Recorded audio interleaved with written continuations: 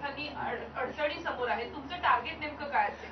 आमचं टार्गेट आहे की एकूण बीएसटी मध्ये स्वमालकीच्या 3337 बसगाड्या आल्या पाहिजेत. मुंबई महानगरपालिका मदत करतेच, पण फार मोठी मदत लागणार आहे एकूण डेडिकेटेडली बीएसटीला मदत करण्यासाठी. कारण की मी जसं सांगितलं, फंड्स त्यांनी सर्व आधीच शिवसेनेच्या कमिटीने वाईपआउट करून टाकलेले आहेत.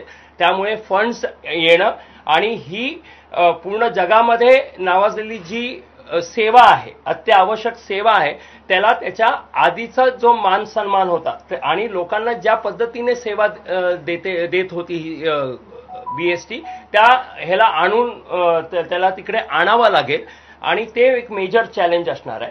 कामगारांचे अनेक प्रश्न आहेत.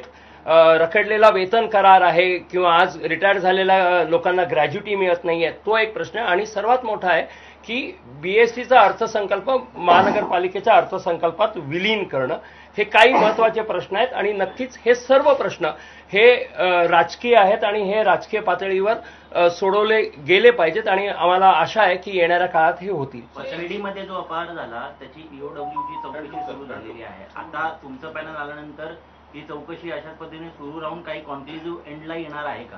आम्ही आमच्या पतपेढीच्या निवडणुकीमध्ये जे वचननामा आहे त्या वचननाम्यामध्ये सुद्धा आम्ही सांगितलेलं आहे की यांनी जो काही भ्रष्टाचार केलेला आहे एवढ्या 9 वर्षामध्ये त्याची चौकशी करणार हे आमच्या वचनामध्येच आहे. कारण की हा शेवटी पैसा आहे कोणाचा? हा पैसा कामगारांचा.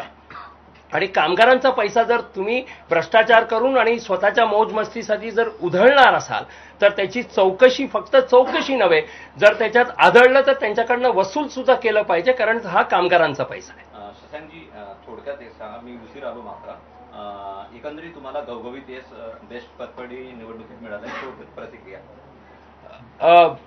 हा विजय जो आहे हा कामगारांचा विजय आहे आणि शिवसेना म्हणजे आजची युबीटी यांनी अनेक वर्ष सत्तेत राहून बीएसटी कमिटीमध्ये महानगरपालिकेमध्ये जो खाजगीकरण आणि कामगार विरोधी जे काही कामं केलेली आहेत त्याच्या विरोधात नोंदवलेलं मत आहे.